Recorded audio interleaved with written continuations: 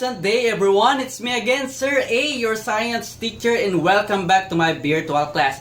Shout out nga po pala sa teachers ko noong grade 7 ako or first year high school na si Sir Hector Alot Batalang, may araling panlipunan teacher, and Sir Larry Regatio, my computer teacher. Salamat po sa pag-subscribe. Keep safe always po. So the last time we talk about elements and compounds. Sana may natutunan kayo sa una nating video. And now we are going to talk about scientific method. So before we start, maglabas na muna kayo ng notebook at ng ballpen para kayo ay maisulat. So thank you.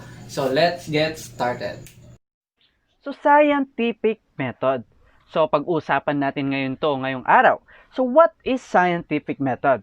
Scientific method is a process for experimentation that is used to explore observations and answer questions. So, tanong, pare-parehas ba na ginagamit ng scientist ang scientific method? Ang sagot diyan is hindi. Because some areas of science that can be more easily tested than the others. For example, scientists studying how stars change as they age or how dinosaurs digested their food. And you cannot fast forward a star's life by 1,000,000 years or run medical exams on feeding dinosaur to test their hypothesis. So, ang scientific method po natin is step-by-step process yan to solve a problem. So, what are those steps? The first step is observe or making an observation. Second one is asking a question. Third is make a research. Fourth, hypothesize or make a hypothesis. Fifth, experiment or conduct an experiment. Next one is analyzing data regarding the experiment. And lastly, draw a conclusions. Or you can share it to your group mates also. So let us now start with observe. So what do you mean by observe? Observe consists of receiving knowledge of the outside world through our senses or recording information using scientific tools and instruments. Yes, mababasa natin yan through our senses. So meaning, hindi lang mata ang ginagamit sa pag-observe. Ano yung mga senses natin na ginagamit? Sense of touch or pandama. Sense of taste or panlasa. Sense of smell or pang-amoy. Sense of hearing or pandinig. Sense of sight or vision natin. So ulitin ko, kapag sinabi nating observe, is hindi lang mata ang ginagamit, kundi ang buong senses natin. So that is the first step in scientific method. So take note. The second step is ask a question. Tungkol saan yung question? Siyempre, doon sa naobserbahan mo.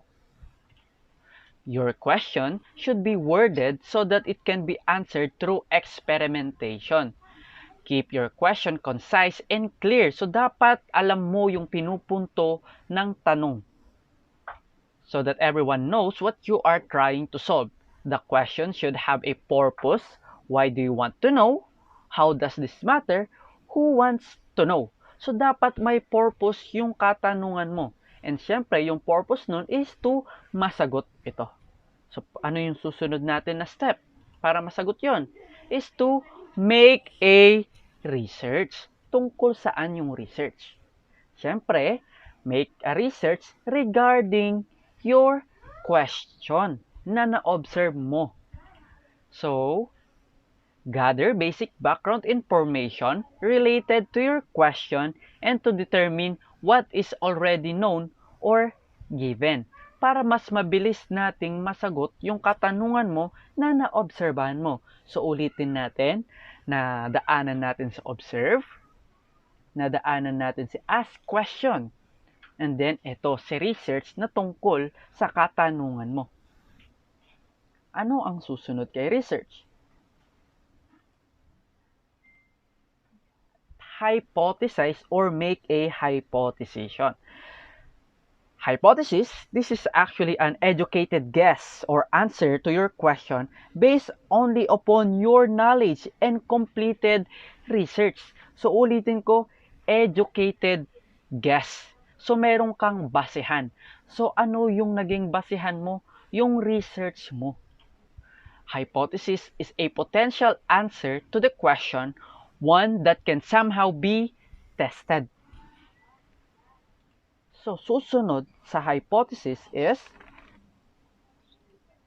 experiment or conduct an experimentation. Actually, class, this is the heart of a good scientific method. You'll need to record what you do, including a list of materials, diagrams of experiment, setup, and step-by-step instruction procedure on how the experiment will be conducted. Para saan? Para sa susunod na step natin. So, ayan po.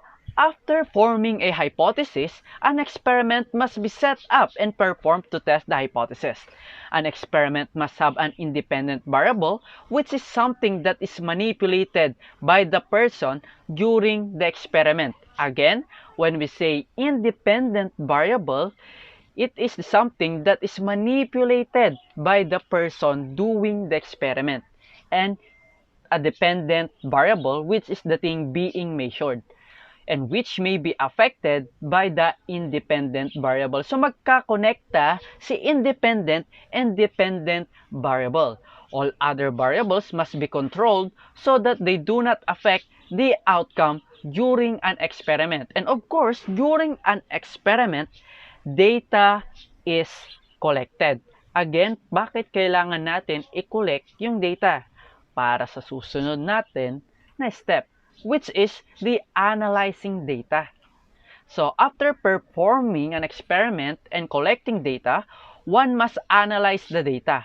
Research experiments are usually analyzed with statistical software in order to determine relationships among the data. Pero minsan, hindi na natin kinakailangan ng mga statistical software. Pwede lang natin itong ilista at pag-aralang mabuti.